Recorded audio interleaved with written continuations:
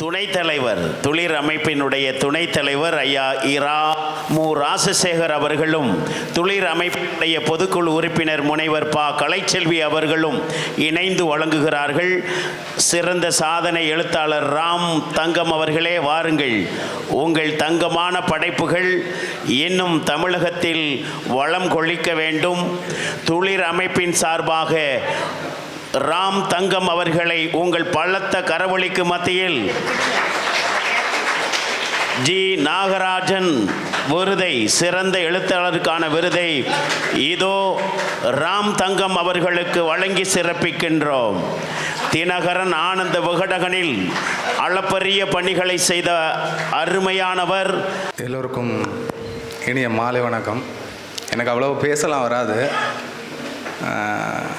இது எங்கேருந்து தொடங்குறதுன்னு சொல்லுறது, இதுக்கெல்லாம் இப்போ வந்து என்னுடைய இலக்கிய பயணம் அதெல்லாம் ரொம்ப அழகாக சொல்லிகிட்டு இருந்தாங்க.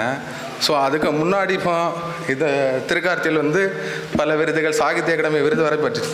ஆனால் அதெல்லாம் விட ஒரு 2015 எங்கள் ஊரை தாண்டி ஒரு ஊருக்கு ஒரு டிசம்பர் மாதம் ஒரு புக் ஃபேர் நடந்துச்சு. அந்த ஊருக்கு போயிருந்தேன். ஒரு நல்ல மழை. என்னென்னா அந்த ஒரு சோழகர் தொட்டி அப்படின்னு ஒரு நாவலை பற்றி கேள்விப்பட்டுட்டு அதை படிக்கிறதுக்காக நாகர்கோயிலேருந்து பஸ் ஏறி எங்கள் ஊரை தாண்டி முதல் தடவை வேறு வெளியூரில் உள்ள புக் ஃபேருக்கு போகிறேன். அங்கே போயிட்டு புக்கெலாம் வாங்கினேன். அங்கே வாங்கிட்டு வெளியில் வரும்போது சொன்னாங்க, இத்தனை ரூபாய்க்கு வாங்கினாச்சுன்னா உங்களுக்கு வாசிப்பேன் நேசிப்பவர்னு ஒரு சர்டிஃபிகேட் போகணும். சரி, கூட புக்கு வாங்கியாச்சு. வாங்கிட்டு அந்த வாசிப்பை நேசிப்பவர் அந்த மலையில் அந்த சர்டிஃபிகேட் எப்படி பத்திரப்படுத்துறது அப்படிங்கிறது ஒரு பெரிய எண்ணமாக இருந்துச்சு. அப்போல்லாம் தெரியாது. இந்த எல்லாத்தையும் விட இன்னைக்கு வரைக்கும் அந்த வாசிப்பை நேசிப்பவர் அப்படிங்கிற ஒரு சர்டிஃபிகேட்டு நான் வீட்டில் இன்னும் இன்னைக்கு வரைக்கும் பத்திரமா வச்சுருக்கேன். அந்த ஊர் திண்டுக்கல். ஸோ திண்டுக்கல்ல இருந்தால் அதுக்கப்புறம் தான் திருக்கார்த்தியல் வந்துச்சு எல்லாமே. ஸோ திருக்கார்த்தியல் அப்படிங்கிறது தொடங்குன்னா இப்போ இவங்க அந்த கதை சொன்னாங்க. எனக்கு எப்போதுமே யாருமே அந்த கதை சொல்லும்போது, திருக்கார்த்தியல் கதை சொல்லும்போது என்னால் உட்காந்து கேட்க முடியாது. ஏதோ ஒரு உந்துதல். நான் எப்பவும் வெளியே போயிடுவேன். ஏன்னா இங்கே வந்து அடுத்து அவார்டு கொடுக்குறத கூப்பிட்ருவாங்க. சரி, அதனால் வெளியே இருப்போம் அப்படின்னு. எப்போ அது இந்த புத்தகம் வந்து நேற்றையோடு 8 வருஷம் ஆச்சுது. ஸோ இன்றைக்கு வரைக்கும் பேசுகிறது ரொம்ப சந்தோஷமாக இருக்குது. இந்த திருக்கார்த்தியல் அப்படிங்கிறதெல்லாம் தொடங்குறதுக்கும் இந்த கதைகள் இன்னும் விவாதிக்கப்படுறதுக்கும் ரொம்ப சந்தோஷமாக இருக்குது. அதே போல் அந்த கடந்து போகும் கதையை பற்றி சொன்னாங்க. அந்த கடந்து போகும் கதையை இது பண்ணும்போதே அந்த தொகுப்பு படித்த எல்லாருமே ஒரு கேள்வி. கடைசியில் அந்த வினோத் உயிரோடு இருப்பானா இருக்க மாட்டான். அது வந்து வாசகனுடைய பார்வையில் தான் விட்டுறது. அது வந்து சின்ன வயசில் நம்ம பார்த்து இல்லை தெரிஞ்சுக்கிட்ட ஒரு விஷயத்துலேருந்து நம்ம அதை எடுத்து எழுதும்போது அது என்ன இப்போவுமே அது இது பண்ணும்போது கையெல்லாம் ஒரு மாதிரி இதாக இருக்கும். அது என்னென்னா அந்த நீங்கள் வந்து அந்த கொழுப்பு, இந்த மாட்டினுடைய கொழுப்பு எல்லாம் சேர்ந்து அந்த சூப்பில் இது பண்ணும்போது அந்த சபீனா பவுட்ரு போட்டு அந்த கப்பை கழுவும் போது நம்ம அந்த உள்ளங்கையில் ஸ்கின் இருக்கு இல்லையா, அது வந்து அப்படி கொஞ்சம் கொஞ்சமாக ஏதோ ஒன்று அரிச்சது போல் இருக்கும். அதே போல் அந்த தண்ணி காலில் பட்டுச்சுன்னா கால் லேயரில் அந்த ரேகை இருக்கு இல்லையா, அதெல்லாமே அரிச்சிடும். ஏதோ ஒரு இது வந்து அரிச்சிடும். அதை வச்சாச்சுன்னா நீங்கள் காலை கீழே தூக்கி வச்சிங்கன்னா தீ பிளம்புக்கு மேலே கால் தூக்கி வைக்கிறது போல் இருக்கும்.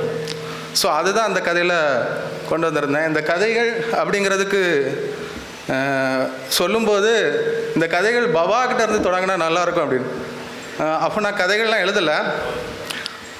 பவாவுடைய கதை கேட்குறதுக்காக நான் கன்னியாகுமரியிலேருந்து திருவண்ணாமலைக்கு போவேன். எனக்கு தெரிஞ்சு அவருடைய கதை கேட்குறதுக்கு அந்த டைமில் அதிக கிலோமீட்டருக்கு பயணித்து வந்தது நான் மட்டும்தான். கிட்டத்தட்ட 600 கிலோமீட்டர் ட்ராவல் பண்ணி, வேறு எல்லாம் சென்னை, பெங்களூர்லேருந்து திருவண்ணாமலை போகும்.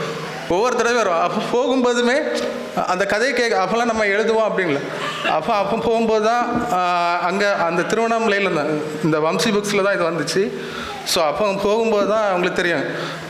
கேவி ஜெயஸ்ரீ மொழிபெயர்ப்பாளர் அவங்க வந்து திருவண்ணாமலைக்கு இந்த திருக்கார்த்தியல் தீபம் நடக்குது, எங்கள் ஊருக்கு வா அப்படின்னு சொல்லும்போது நான் எங்கள் ஊரினுடைய தீபம், கார்த்திகை தீபம் எப்படி இருக்குதுன்னு சொல்லும்போது அவங்க சொல்லும்போது இதை எழுது அப்படின்னு சொன்னாங்க. நான் அதுக்கு முன்னாடி கதையெல்லாம் எழுதலை.